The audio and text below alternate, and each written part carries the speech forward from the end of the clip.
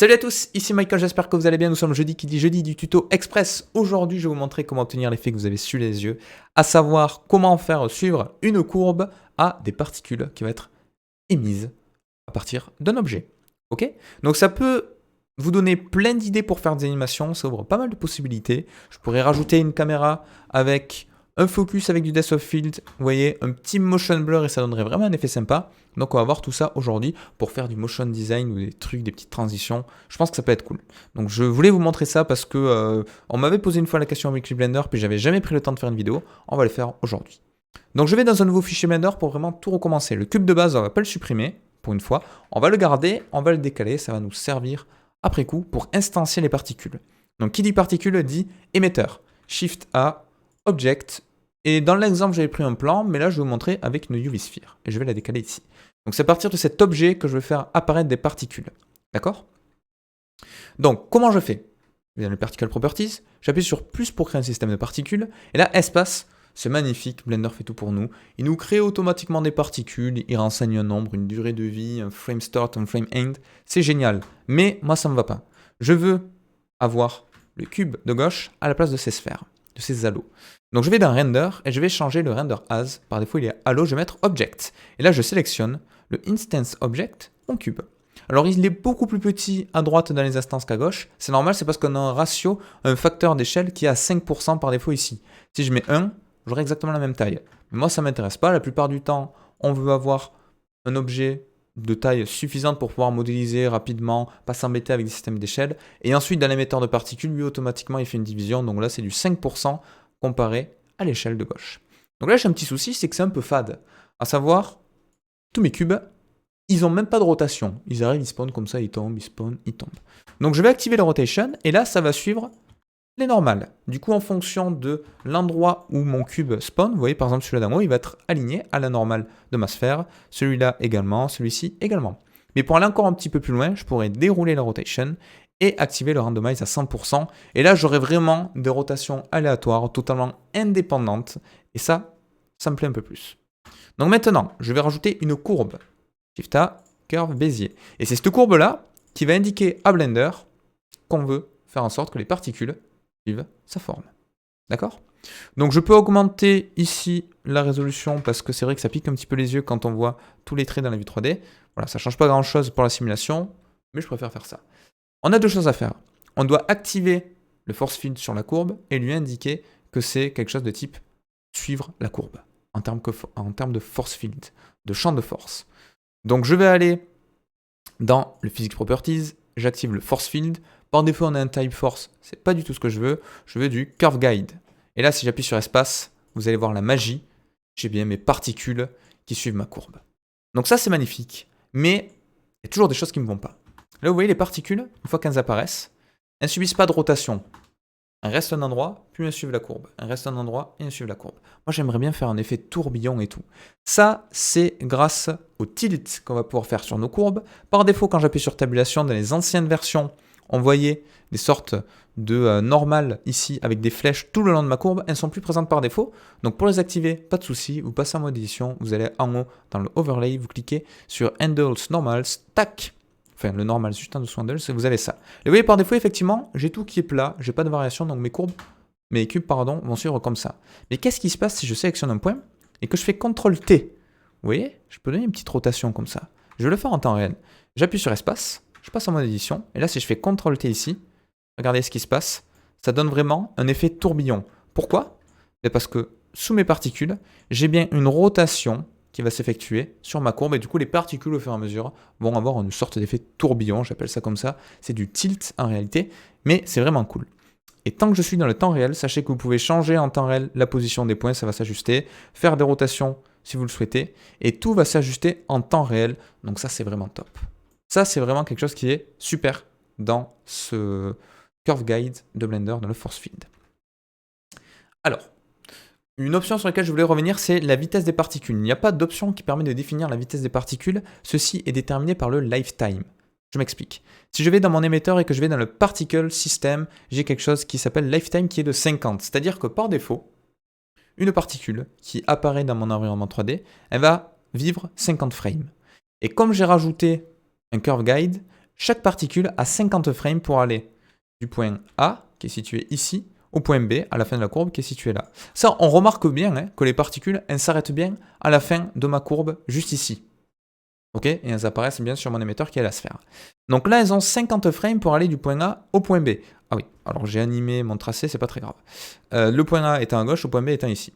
J'ai 50 frames pour ça. Donc ça veut dire quoi? Ça veut dire que si, en mode édition, je réduis la taille de cette courbe, mes particules vont aller plus lentement. Pourquoi? Parce qu'elles ont toujours 50 frames, mais pour parcourir moins de distance. Donc du coup, la vitesse est réduite. Par contre, si j'étire ceci, mais les particules ont toujours 50 frames, donc le même temps, la même durée, pour parcourir beaucoup plus de distance. Donc la vitesse va être en accéléré, comparé à ce que j'avais tout à l'heure. D'accord? Si je veux garder la même distance et changer cette vitesse-là, mais du coup, on ne va pas jouer sur le facteur distance, on va jouer sur le facteur temps, en rajoutant du temps de parcours ou en enlevant. Un petit peu complexe là ce que je raconte, mais vous allez comprendre. Bon, vous avez compris, plus j'ai une distance élevée, avec le même temps pour parcourir la distance, mais plus les particules vont aller vite, et plus je la réduis, plus les particules vont aller lentement, parce que c'est tranquille, elles auront le même temps pour parcourir une distance moindre, donc la vitesse sera réduite. Ok?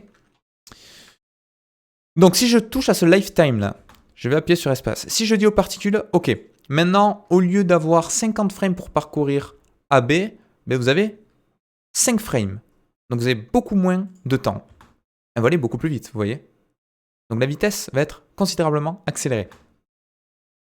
À l'opposé, si je leur dis, vous avez la même distance à parcourir, mais au lieu d'avoir 5 frames ou 50 pour y aller, vous en avez 500, cette fois-ci là, vous allez voir que ça va être tranquille. Les particules apparaissent, elles se disent, oh, j'ai le temps, j'ai 500 frames pour aller jusqu'à B, donc ça va être beaucoup plus lent.